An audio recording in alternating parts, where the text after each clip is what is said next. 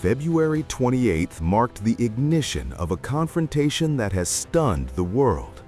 The United States, confident in its military supremacy, launched a bold strike against Iran, expecting to dominate swiftly.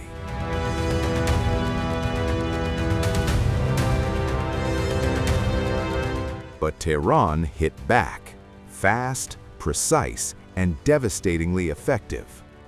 For weeks, Iran's retaliatory blitz has targeted not just American weapons, drones, and advanced defense systems, but the soldiers themselves, striking deep into U.S. positions across the Middle East. And now, for the first time, the true scale of U.S. losses is coming to light. A Reuters report reveals that as many as 150 U.S. troops have been wounded in the conflict so far, far exceeding the Pentagon's previously disclosed figure of just 8 seriously injured personnel. The report exposes what the Pentagon has been tight-lipped about, hiding the mounting human cost from the public and the world stage.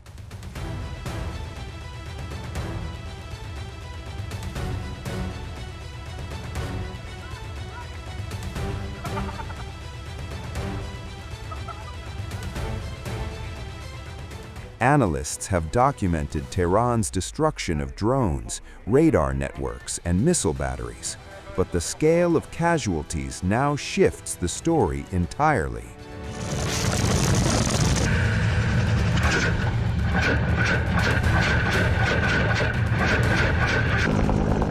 It confirms that Iran's strikes are not symbolic, they are lethal, sustained, and meticulously calculated. Every missile intercepted, every base targeted, every wave of fire is a direct challenge to U.S. military dominance.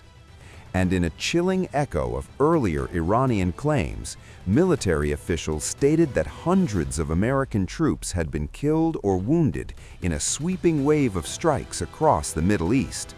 But the world dismissed it as boastful rhetoric. Now, with reports confirming widespread injuries, it's clear that what was once thought to be bravado may have been a stark warning the world ignored.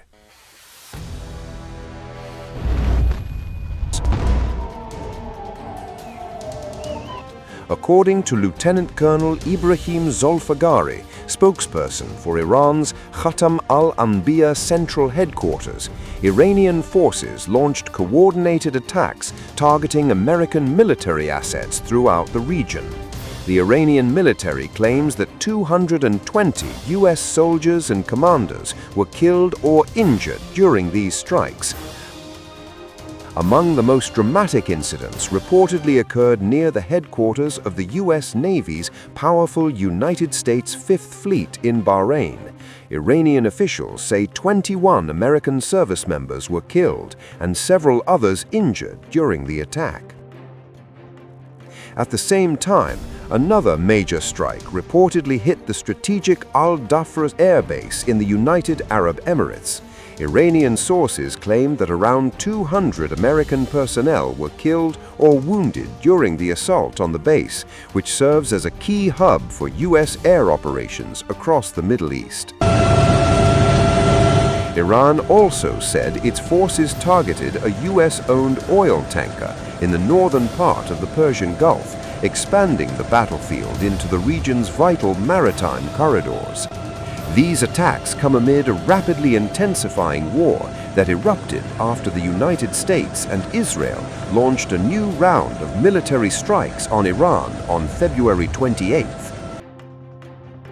Iranian officials described those strikes as unlawful military aggression, saying they targeted Iranian territory and nuclear facilities.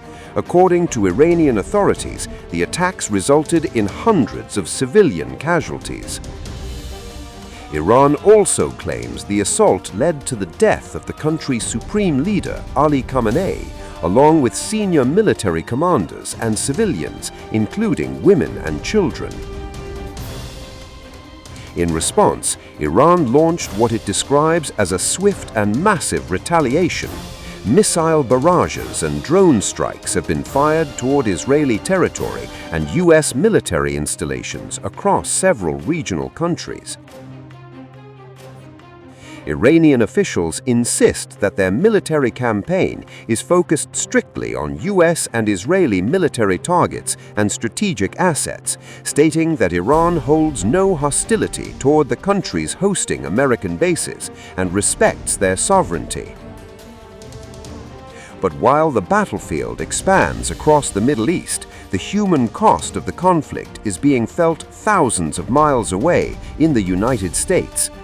At the solemn grounds of Dover Air Force Base in Delaware, grieving families gathered as the remains of 6 American soldiers killed earlier in the week were returned home. The ceremony, known as a dignified transfer, is one of the most solemn traditions in the U.S. military. It marks the return of fallen service members to American soil. Standing on the tarmac during the somber ceremony was U.S. President Donald Trump alongside First Lady Melania Trump and Vice President J.D. Vance. As the flag-draped transfer cases were carefully carried from a military transport plane, Trump stood at attention and saluted. The president wore a white ball cap with gold USA lettering as he honored the fallen troops.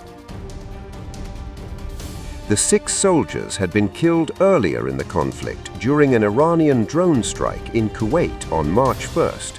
The U.S. military identified the fallen service members as Major Jeffrey O'Brien, Chief Warrant Officer 3 Robert Marzan, Captain Cody Cork, Sergeant First Class Nicole Amore, Sergeant First Class Noah Tietjens, and Sergeant Declan Cody. Officials say Marzan is believed to have died in the strike, but is still awaiting final identification by a medical examiner. The soldiers were all members of the 103rd Sustainment Command, a U.S. Army Reserve unit based in Iowa. They had been deployed to the Middle East as part of the 1st Theater Sustainment Command, which oversees the massive logistics network that supplies American forces across the region. A number of top U.S. officials attended the ceremony to honor the fallen troops. Among them were Defense Secretary Pete Hegseth, Chairman of the Joint Chiefs of Staff General Dan Kane, Attorney General Pam Bondi, White House Chief of Staff Susie Wiles, and Director of National Intelligence Tulsi Gabbard. Governors and senators from the soldiers' home states also stood alongside the families during the emotional ceremony. Later, speaking to reporters aboard Air Force One, President Trump described the moment as deeply painful. He said, "It's a very sad day."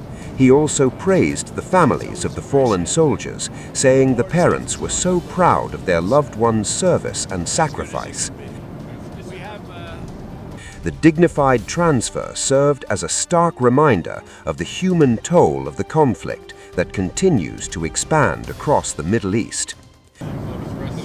It's a very sad day, and glad we paid our respects. It's a tough situation. Great people, great parents, wives, family, and a beautiful ceremony. I guess you got to see that, at least part. Did what you just witnessed make you think differently about going ahead with this war or even putting troops on the ground in the Middle East? We're winning the war by a lot. We've decimated their whole evil empire. It'll continue, I'm sure, for a little while.